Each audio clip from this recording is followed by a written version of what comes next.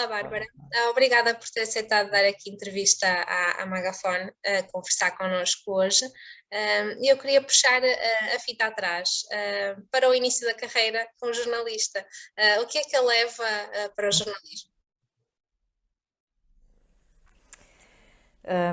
A vontade de contar histórias, a vontade de conseguir ter uma certa projeção para dar a conhecer contextos e histórias de vida que de outra forma não seriam conhecidas ou causas que de outra forma não teriam visibilidade. Então foi sempre o que me levou ao jornalismo, foi essa vontade de querer fazer barulho quando era necessário ou de partilhar histórias que precisavam de ser ouvidas. Mas Isso isto foi o que era levou. aquele desejo de criança, era daquelas crianças que dizia que queria ser jornalista ou foi algo que foi desenvolvendo? Não, Ok, de todo, não, não. Não, eu em criança queria ser atriz. Queria ser ok. atriz, era o que eu queria fazer. Eu queria fazer teatro. Adorava teatro, adorava fazer personagens, adorava todo esse lado artístico e criativo e adorava tudo o que fosse criar. Mas justamente o que é que eu gostava nisso? As histórias de vida, entrar nas histórias de vida das pessoas e perceber o que é que aquela pessoa estava a sentir. E era isso que me fascinava nos personagens, é a possibilidade de eu conseguir estar do lado de dentro de uma história e senti-la e perceber o que é estar naqueles sapatos, não é? Traduzindo à letra a expressão inglesa, não é? Mas tentar perceber o que é estar naquele papel. Depois isso foi evoluindo, não é? Houve uma evolução, houve uma vontade de associada a isso, e muitas causas. Eu desde muito nova estava sempre ligada a algo, sempre fui muito ativista e então tinha sempre umas causas com as quais me envolvia. E o que é que eu fiz? Eu juntei duas coisas, que é o poder criar e contar histórias, não é? No teatro, mas ter uma certa projeção de maneira a que eu pudesse fazer chegar às pessoas o maior número de causas possível, enfim, causas que fizessem sentido, evidentemente, não é? Então essa projeção estava cá dentro, essa ideia de poder chegar a muitas pessoas, seja através da peça de teatro, seja através da projeção que a peça podia ter, não é? A visibilidade que tem e a visibilidade que a pessoa tinha.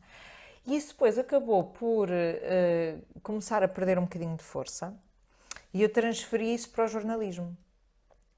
E achei que o jornalismo era uma boa forma, com alguma credibilidade, de poder passar as mesmas histórias, as mesmas causas. E depois de E pronto. tantas histórias contadas em tantos sítios diferentes, não é? Numa carreira como jornalista, quando teve o primeiro filho, foi uma epifania. Foi justamente porque eu não contava assim tantas histórias. Ok. Ou seja, o que aconteceu foi que eu percebi que, como jornalista, eu não estava a conseguir preencher o meu propósito.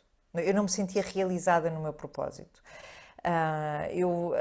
O jornalismo passou a ser muito um jornalismo sentado de secretária, em que a pessoa recebe apenas coisas que chegam das agências, muito jornalismo de telefone, mas que não tem propriamente muita substância ao sumo e que não me interessava, na verdade. O jornalismo, seja de investigação, seja de causas, seja de humano, não existia. Ou perdeu-se, ou foi-se perdendo. Outros valores falaram mais alto. De facto, valores mais economicistas e por aí fora. E, portanto, aquilo às tantas já não era aquilo que eu queria fazer. Eu não me sentia realizada nesse propósito, não achava que era particularmente boa a fazer aquele tipo de jornalismo. Eu esquecia-me do nome das pessoas, eu não sabia com quem estava a falar. Quando saía a reportagem para fazer coisas de política, eu não sabia com quem estava a falar. Porque não me interessava minimamente, sabe? Quando são aqueles temas que não têm ponta para onde se lhe pegue, eu desligava, desconectava. E, portanto, evidentemente que cumpria o meu papel, sim, dentro daquilo que era suposto, mas não achava que era particularmente boa naquilo que estava a fazer. E, portanto, eu estava a ocupar ali um lugar que se calhar era importante para outra pessoa. Se calhar há pessoas que têm o sonho de cumprirem este propósito jornalístico a sério e, portanto, eu estava ali a ocupar um lugar e estava a ser injusta. E foi isso que eu percebi quando nasceu o meu primeiro filho. Pensei, eu não posso fazer isto. Eu não posso ocupar um lugar que pode ser o sonho de alguém para uma coisa que eu não gosto de fazer, nem me sinto particularmente boa a fazer. Portanto, vou mudar. E O foi que é que assim. implicou essa mudança? Quando se apercebeu, quando teve essa consciência, o que é que começou a fazer para mudar? Havia alguma coisa em mim que me puxava sempre para a parte da comunicação. E, portanto, eu sabia que eu queria continuar ligada à rádio e ao meio da comunicação, mas não daquela maneira. Então, eu queria continuar a comunicar, mas não daquela maneira. Não queria compactuar mais com o mundo jornalístico como estava, eu não queria mais fazer parte daquele pequeno meio, e queria comunicar de outra forma. E, portanto, comecei a perceber e a ver. Eu queria gastar as fichas todas que tinha ali e, portanto, eu fui e fiz tudo aquilo que podia fazer dentro do meio da comunicação social para perceber se estava mesmo resolvido este assunto. É como se eu experimentasse tudo o que havia para experimentar para ter a certeza que no dia em que eu tomasse a decisão de sair do meio, era uma decisão consciente e íntegra, ou integrada, pelo menos. Entendo, porque às vezes nós tomamos estas decisões de ânimo leve e ficamos arrependidas e fica ali uma certa. E se? E se eu tivesse feito? Não, não, aqui não houve isso. Eu fiz tudo o que queria ter feito, experimentei tudo o que queria ter experimentado e percebi onde é que eu me podia encaixar ou não, o que é que me dava gozo e o que é que não dava, o que é que seria a porta para um propósito ou não. Mas sendo que ficou tudo muito tranquilo. E aqui encontrei a resposta naquele momento em na animação de rádio. E aí encontrei muito mais liberdade, curiosamente. Eu tive muito mais liberdade enquanto animadora de rádio do que alguma vez tive enquanto jornalista. Encontrei mais liberdade para falar, para me expressar, para inclusivamente trazer para a frente algumas causas, e dar voz a uma série de pessoas, também o fazer mais companhia às pessoas. E pronto, e aí cumpri um bocadinho mais esse propósito. Tudo até 2017, em que vem nova epifania de viver a vida com que sempre sonhou. Qual era esse sonho?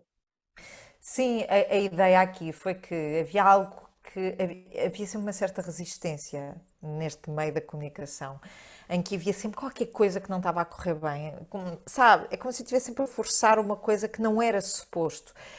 E o universo tem formas muito, muito interessantes de comunicar e dizer: pera, não estás a perceber de uma maneira, espera aí que eu já te explico de outra. E portanto, eu por muito que insistisse, era como se é o mar, quando o mar nos cospe cá para fora, temos que sair. Isto para quem vai para o mar e faz surf, há dias em que é assim.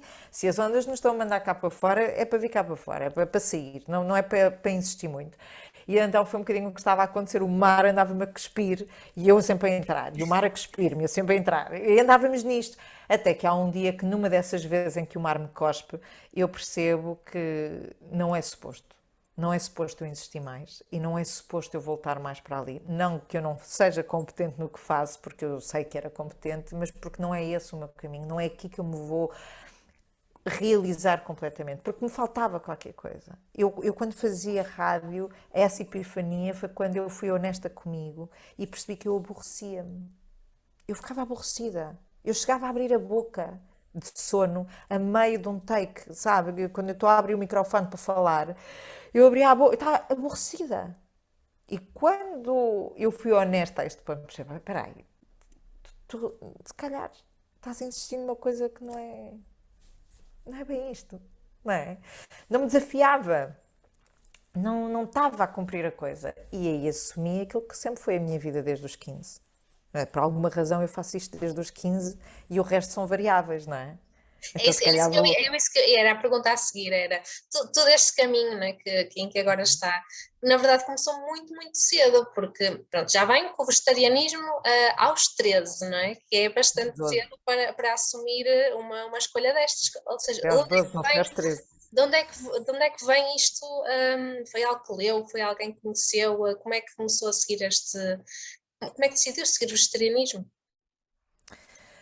O vegetarianismo foi, não foi nada que li, foi só observar, foi observar a matança do porco e perceber o que é que estava ali a acontecer, foi tomar consciência daquilo que estava a comer, propriamente dito, não é? Não é o comer automático, mas é ter mesmo consciência do que é que eu tinha no meu prato e das implicações que isso tinha.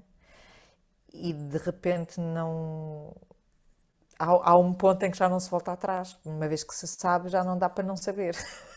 Uma vez que se toma consciência, já não dá para não ter consciência. Ahm, e, portanto, não fui mais capaz de comer carne. Portanto, isso foi aos 12.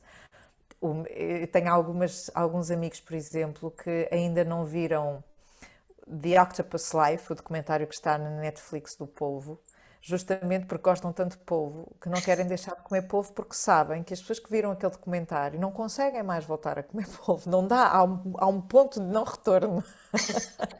Então é um bocadinho isso que acontece. É, aos 12 foi isso que aconteceu. E é o ponto de não retorno. Isso é o vegetarianismo. Depois vêm todas as questões de saúde que isso acabou por trazer, ou seja, aprofundei mais essa tomada de consciência e depois a sustentação com os ensinamentos budistas, etc., que vieram mais tarde. A minha mãe já tinha uma inclinação para esta veia yogi e tinha alguns livros lá em casa, que foi através dos livros da minha mãe que eu comecei a ter contacto com o yoga e com todo esse mundo mais espiritual, porque não era uma conversa. A minha família é bastante católica, não tanto os meus pais, mas as minhas avós eram muito católicas, portanto eu cresci nessa cultura, mas eu não podia, eu era a pessoa mais cética e agnóstica que existia, não me dizia nada, não me identificava nada com aquilo sequer. E de repente comecei a dedicar um bocadinho mais de tempo à espiritualidade, a ler algumas coisas nesses livros e foi assim que eu desbravei esse caminho que se manteve. Ou seja, aos 15, 14, 15 comecei a prática de yoga, numa prática muito mais física, sem uma grande sustentação ainda espiritual, porque ainda estava a desbravar sozinha aquilo que estava a encontrar, não estava a perceber muito bem. Depois comecei a entrar na porta da meditação e perceber, de facto, faz tudo parte de um todo e nessas práticas, a aprofundar mais as práticas. E depois encontrei o meu caminho no budismo, quando eu comecei a ler os primeiros ensinamentos e as primeiras coisas, textos budistas, não tive dúvidas que era por ali. E consegue explicar quando começou realmente a entrar nesse mundo e a interiorizar os ensinamentos budistas, o que é que ali fez sentido para si? De que forma é que percebeu que era por aqui que era o caminho que queria seguir?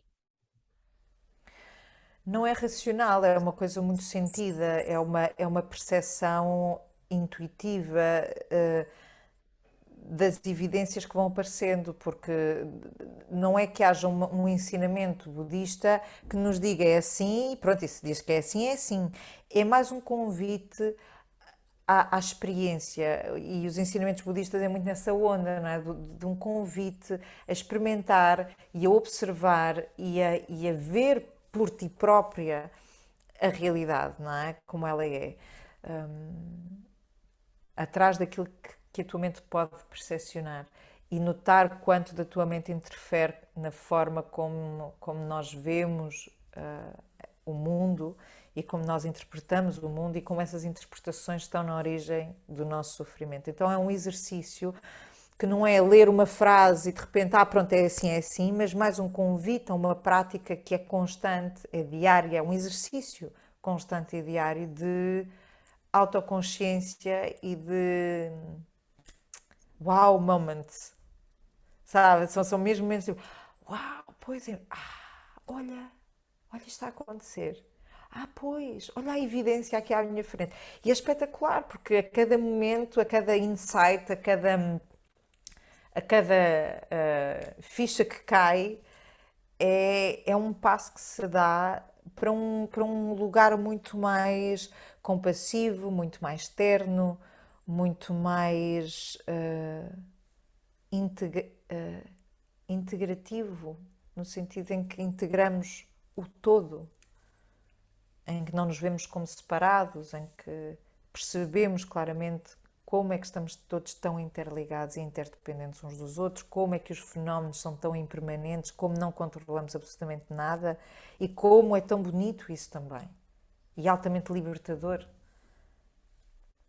Isso Portanto, pode ser. quando teve aquela segunda epifania, começou a perceber que gostava de aprofundar conhecimento neste sentido e partilhá-lo, começar a partilhá-lo com outros. Sim, a ideia foi perceber que esta era a minha linguagem, esta é a minha autenticidade. É aqui onde eu me encontro, quer se gosta ou não. Há pessoas para quem isto não faz sentido absolutamente nenhum e também está bem. E há outras, sim, faz sentido. E para quem faz sentido, estou disponível para partilhar, para fazer este caminho em conjunto, porque o caminho eu não estou num sítio e não estou, não é? Não estou a olhar para o outro lá de cima, não é? Estamos todos em pé de igualdade a fazer um caminho e tenho todo o gosto em partilhar aquilo que posso e que sei, assim como as pessoas que vêm ter comigo partilham muito e ensinam-me imenso. Eu aprendi imenso com as pessoas que acabo por ver e receber e ouvir. Um, e é um caminho muito bonito de partilha, sobretudo. Sim, acho que foi um Há uma bocadinho frase que isso. usa muito na sua página que é tornar-nos mais saudáveis e sustentáveis é um ato de altruísmo e amor para com os outros. O que é que isto significa para si?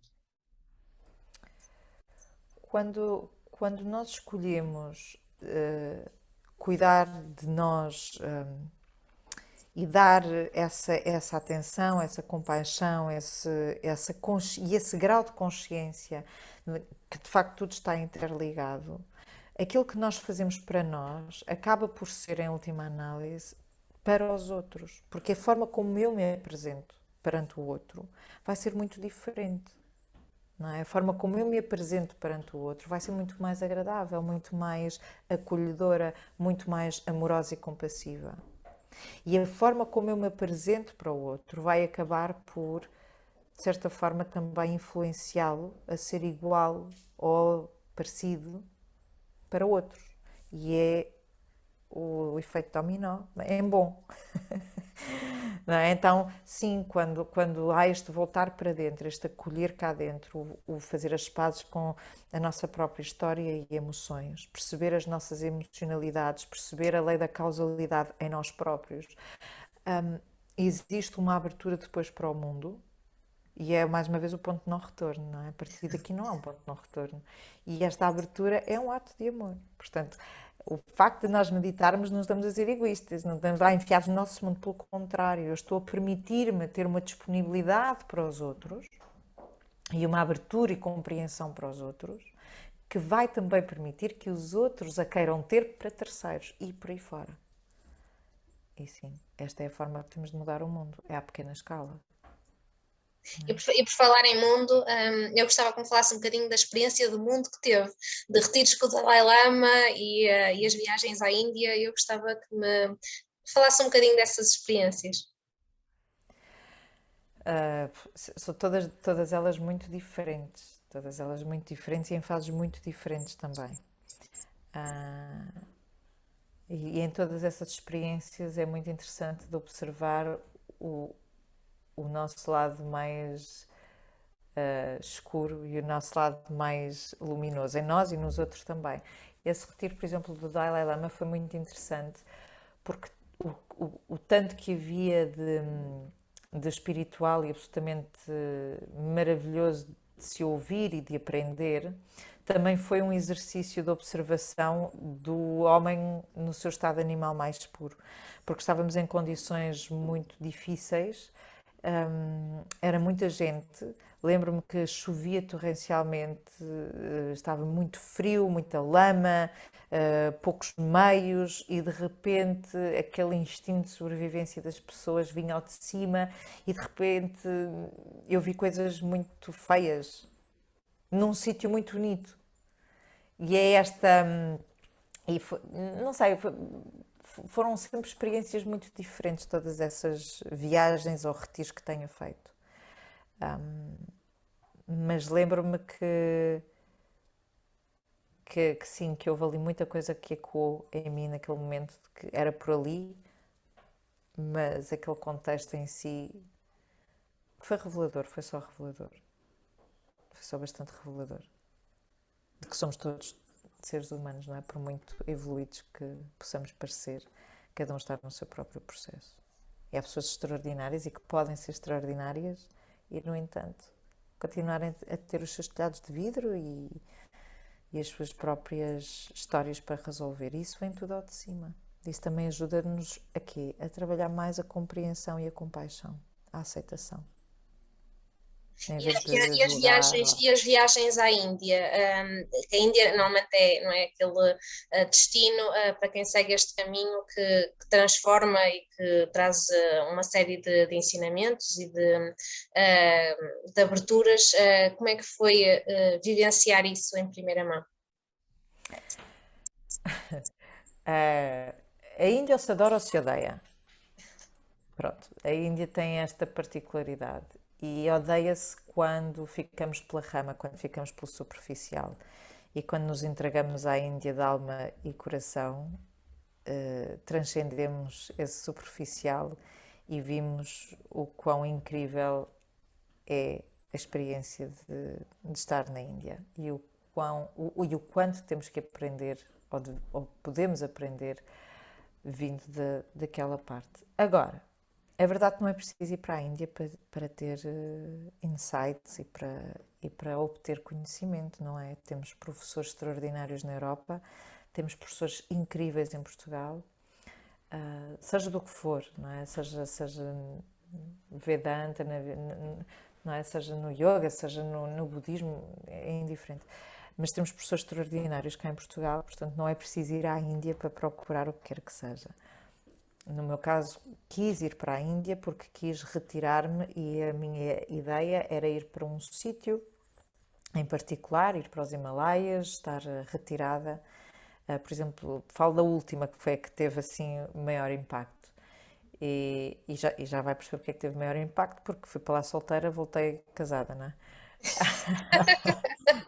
Ia-me retirar, queria retirar-me, queria estar, enfim, no meu caminho e dedicar-me apenas à meditação e estar em solitário, etc. E acabei por vir lá casada, que não era nada essa a minha ideia quando fui para lá, não é? E portanto, sim, há locais magníficos, não só na Índia, mas neste mundo, não é evidente, onde a energia, onde o caldão energético nos ajuda a tocar em locais, em sítios, ou em estados, pelo menos não é em sítios, é em estados incríveis e tem muito para nos ensinar. E depois é sempre bom viajar, não é? Abre-nos o mundo, tira-nos um bocadinho desta bolha e desta ideia individualista na qual nós vivemos, sobretudo no Ocidente. Oh, Sim, é viajar. Bárbara, e Podemos. como é que surge a metaterapia e porque é que decide aprofundar conhecimento sobre ela? Muito naturalmente, o que acabou por acontecer foi que, embora eu começasse a dar aulas de budismo e meditação, muitas pessoas começaram a procurar-me para ajudar, a pedir ajuda, por diversas razões e em diferentes contextos. E a partir desse processo de dar a mão e de tentar ajudar os outros, começou a surgir este lado de fazer terapia e de estar com as pessoas com esse caráter mais terapêutico. A metaterapia, neste caso, significa compaixão em Pali e é uma forma de compassivamente fazer terapia usando várias técnicas, usando várias ferramentas, tanto mais modernas ou mais recentes como ancestrais, que nos ajudam, na verdade, a fazer o processo, seja ele qual for. Cada um no seu sítio, cada um está no seu sítio, no seu processo, mas precisa de ser feito. Integrar algumas emoções, compreender algumas coisas, ultrapassar alguns obstáculos. E é assim que surge esta forma de fazer terapia, que é um conjunto de várias técnicas e também algumas delas muito pessoais, muito minhas, que não há um código, é muito conectado. Não consigo explicar. As pessoas foram procurando e começou a seguir esse caminho, naturalmente. Sim, sim, sim. A procura criou a necessidade de desenvolver mais este meu lado, não é? Eu não fiz nada para que isso acontecesse, naturalmente aconteceu. Naturalmente os resultados começaram a surgir, a palavra começou a passar e as pessoas começaram a vir cada vez mais e a seguir cada vez mais certo tipo de práticas e de técnicas e pronto, e a coisa acabou por dar-se. Não há uma fórmula mágica, não é? Cada um usa as ferramentas que pode e que tem e que faz sentido e cada um depois procura, quando procura um terapeuta, as ferramentas que lhe fazem mais sentido. Para umas pessoas é um caminho, para outras é outro, desde que as faça sentir bem e desde que isso promova uma evolução na pessoa, uma evolução no sentido de se tornarem melhores pessoas, não é? Com uma vida menos sofrida, não é? Com menos dor, a dor faz parte, mas menos sofrida. Ótimo. E atualmente também está debruçada sobre o estudo do trauma, não é? Sim. Sim, inevitavelmente, pronto, o caminho foi dar aí, adição, trauma, as coisas estão todas interligadas, não é? O que é que. E aqui o trauma também tem o seu quê de interessante, mas sim, acabei por me dedicar sobretudo ao estudo do trauma e da adição, e é o que eu tenho feito.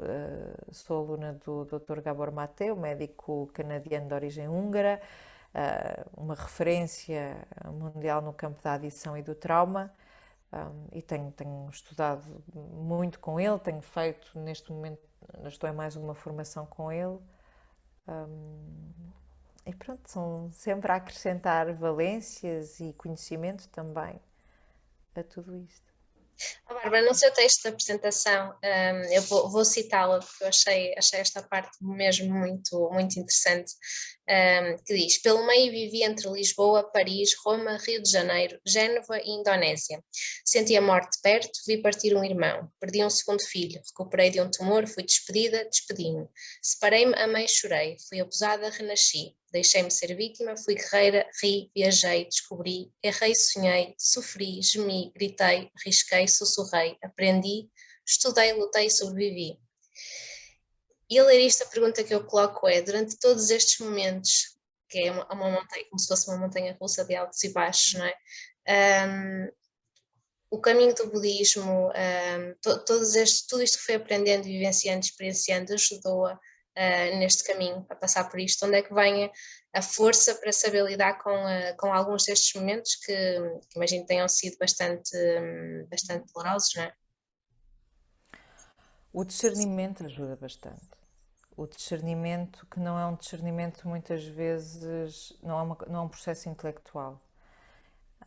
Algumas dessas vezes o discernimento é a capacidade de entender a entrega daquilo que é a emotividade que surge e daquilo que há a perceber para lá da evidência. Ajudou no sentido de perceber também. A vida tem aqueles momentos que nós dizemos que é felicidade, não é? Quando estamos a brincar, quando estamos alegres, quando tudo corre bem, quando estamos descansados, isso associamos à felicidade. E a infelicidade associamos à dor, ao momento que é sofrido. Mas esquecemos que a dor e esse momento que é sofrido é um momento de crescimento. São os dois de crescimento. Então é muito útil olhar para esses momentos sem haver este desfazamento, essa dualidade da felicidade e da infelicidade, mas sim como todos parte de vários momentos com as suas variáveis, mas que contribuem para o nosso próprio processo. E o contentamento é isso, o contentamento é quando eu consigo estar na vida e aceitar esses momentos de igual forma. Aceitar que todos eles são como se fossem dois lados da mesma moeda. E que faz parte. E não é porque o momento seja mais doloroso que tem que ser pior ou que eu tenha que resistir a ele, pelo contrário. Eu há uns dias Tinha uma aluna que me dizia que eu até bato palminhas quando há um momento muito doloroso para mim, eu até bato palminhas. Não é que eu seja masoquista, mas porque eu sei que isso me vai levar a um sítio melhor. Eu sei que aquilo que me está a acontecer naquele instante me vai fazer perceber qualquer coisa, me vai levar a um sítio melhor. E todas essas vezes isso aconteceu. Não houve uma vez que eu não tenha batido lá no fundo e que não me tenha levado a um sítio melhor. Essa capacidade de rebound, não é? De resiliência, de voltar, ao voltar ele voltou a um sítio mais alto no sentido de outro ponto de evolução. Não posso cuspir nos momentos que foram mais duros, não posso, porque foram incrivelmente valiosos e necessários. De outra forma, não teria nunca chegado onde cheguei. Não que tenha chegado a um sítio espetacular, não descobri a cura do Covid, não é isso. Mas o sítio onde eu estou hoje, não o troco por nenhum momento eufórico dos meus 20 anos. Não. Este sítio onde eu estou hoje, não o troco por nada. Valeu todo o passo que dei. Sim. Encontra nesses momentos mais dolorosos, encontra de certa forma conforto em saber que há um sentido para aquilo estar a acontecer. Às vezes, no momento, nós não percebemos porque é que ele está a acontecer, porque o intelecto, a mente, não consegue percepcionar isso. Está constantemente à procura de uma história, de uma justificação, etc. E muitas coisas não são perceptíveis à mente. E, portanto, no momento não há um conforto. Dói, não é? Portanto, eu não estou confortável perante a dor, de, que eu já sei que isto me vai levar a um bom sítio. Não, eu sei intuitivamente que aquilo me vai levar a algum lado. Posso não saber onde, mas estou aberta e disponível para ver até onde é que me vai levar. Se isto é confortável, não, não é propriamente confortável, porque não deixa de doer. É sentido. É sentido, é vivido, e depois daí resulta uma epifania, sim. Resulta uma tomada de consciência, não é? São tomadas de consciência, são constantes tomadas de consciência. Este caminho são constantes tomadas de consciência. E se quisermos, os momentos de felicidade são os nossos momentos de repouso. A vida dá-nos ali um descanso. Agora descansaste um bocadinho. Já está? Já estás? Bora lá outra vez. Pronto, e mais um processo de consciencialização. E andamos sempre nisto. O que é que podemos levar esses processos de consciencialização? Como, meu Deus, o que a vida me está a fazer, isto é horrível e tal, ou com interesse, com curiosidade, com alguma excitação à mistura, com esta curiosidade assim, ok, o que é que está aqui a acontecer? E esta curiosidade naturalmente traz-nos alguma compaixão para com o processo. Eu não estou a dizer que todos os processos são feitos com o mesmo ânimo. Isto não há ânimo leve no processo. Nem estou a dizer que há aqui um ser iluminado. Não, sim, de vez em quando temos os nossos botões que são carregados, as nossas reatividades, coisas que nos tiram do sério, que mexem connosco, que nos fazem chorar, que nos fazem gritar. Claro que sim. Mas na entrega vem a resposta. E nestas tomadas de consciência, neste caminho, existiram várias Bárbaras, não é? Como também diz no texto. Já foi várias Bárbaras, mas houve uma Bárbara que permaneceu, não é? Que foi a Bárbara que escolheu o vegetarianismo, a Bárbara que começou a praticar yoga. Sempre soube que tinha aí uma bússola orientadora, ou seja, no meio de tantas transformações havia sempre aquele pontinho que ficava. Temos todos, graças a Deus. Às vezes não as ouvimos, não é? Acho que esta Bárbara era a Bárbara mais sábia que, que eu de vez em quando ia ouvindo. De vez em quando. Quando não ouvi, pronto, estão aí os disparates todos, não é? Que foi fazendo. Mas ela estava lá, ela ia falando comigo, ela ia me avisando. E o facto de eu estar disposta a ouvir esses diferentes lados e a estar atenta a esta Bárbara em particular, que sabia melhor e que está aqui pronta para me cuidar, foi a minha, é o ir para casa, não é? E todo o caminho foi este voltar a casa, este confiar nesse lado, confiar nessa Bárbara, ok, é por aqui, sim, pode estar aí, sim, é seguro, bora lá. Não é? Porque todas as outras são distrações, são formas que nós vamos arranjando de fugir do que dói, de não querer ver, de não querer aceitar, de resistir, de fugir da dor, não é? São tudo distrações. São, pelo menos no meu caso, foram tudo distrações. E umas delas foram distrações que não foram nada benéficas, nem para mim, nem para os outros. Sim. E agora que está a seguir finalmente o caminho, não é? O propósito que esteve escondido ou que esteve sem ser alimentado durante algum tempo, tem objetivos neste caminho, tem coisas que ainda gostava de fazer, por exemplo, atualmente está debruçada sobre o estudo do trauma, existem outros assuntos ou outras temáticas que gostasse de aprofundar? A mim interessa-me a existência humana e não só a humana, a existência no geral. É um tema que me agrada explorar e observar. Eu não tenho um objetivo em particular, no sentido em que não há ali uma meta que eu quero alcançar clara, porque eu não sei o que é que vai acontecer. E os projetos e essas projeções não as vejo como sendo benéficas. Estou muito no momento a perceber onde é que agora eu posso ir, o que é que eu agora tenho que fazer. O que vem é uma coisa que se desdobra naturalmente. Por muito que eu possa querer uma coisa, isso pode não acontecer ou pode nem sequer ser a coisa mais benéfica que me pode acontecer. Aquilo que eu mentalmente projeto pode não ser aquilo que é o mais certo ou o mais correto, nem para mim nem para os outros. Então, um bocadinho estar muito presente e intuitivamente ver o que é que se vai desdobrando. Se eu tenho mais alguma coisa para aprender ou para estudar, ai, com certeza, tenho muita coisa para desbravar, que mas com certeza tenho aqui muito caminho pela frente. Claro, mal seria se não fosse, ou se eu achasse que não. Tenho assim muito caminho para desbravar e com muita curiosidade a ver o que é que aí vem, sem nenhuma expectativa.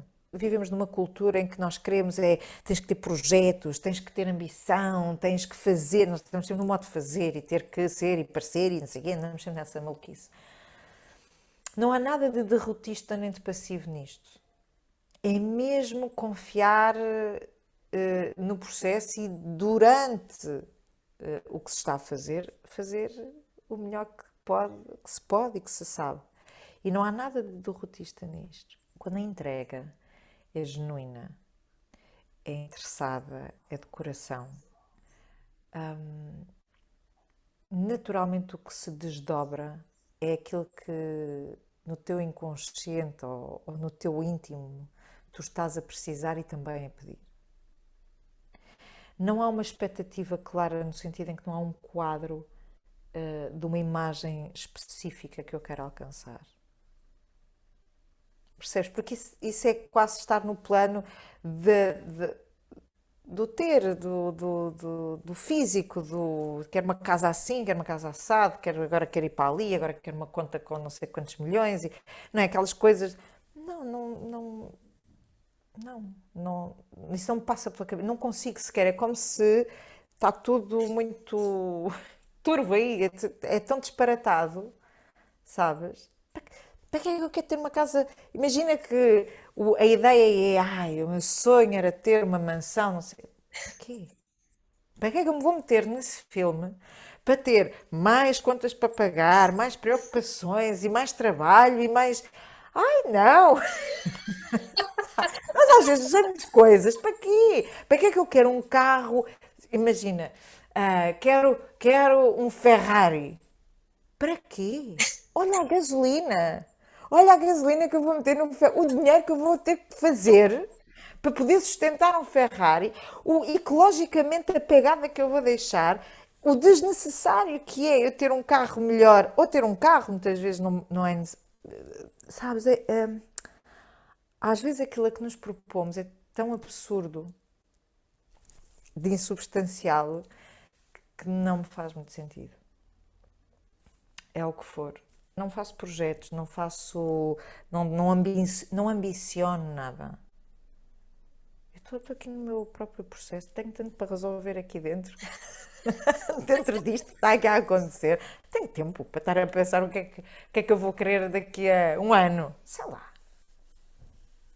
Não sei. Não é? Não sei. E olha, repara o que aconteceu este tempo todo, não é? Tudo com grandes projetos e coisas e tal. Puma, veio Covid. Tudo para casa. É assim, a vida é isso. E agora? Fazemos o quê com isto? Reinventa? Refaz? Pronto. Está tudo certo. Então volta outra vez aqui. Onde é que eu estou agora? Eu acho que o importante é isto: é estar de bem com o sítio onde estamos agora. Aquilo que não estamos de bem, é isso que temos para trabalhar. É isso que temos que dar colo. Está aqui, está agora. Conecta. Depois logo se vê. Eu gosto muito do depois logo se vê. Adoro. Depois logo se vê. É a melhor forma de terminar esta entrevista. Depois logo se vê. É. Daqui a uns meses falamos. Daqui a uns anos falamos. Logo se vê onde é que estou. Não sei. E está tudo certo. Obrigada, Bárbara, por esta partilha. Obrigada, Daniela. Obrigada.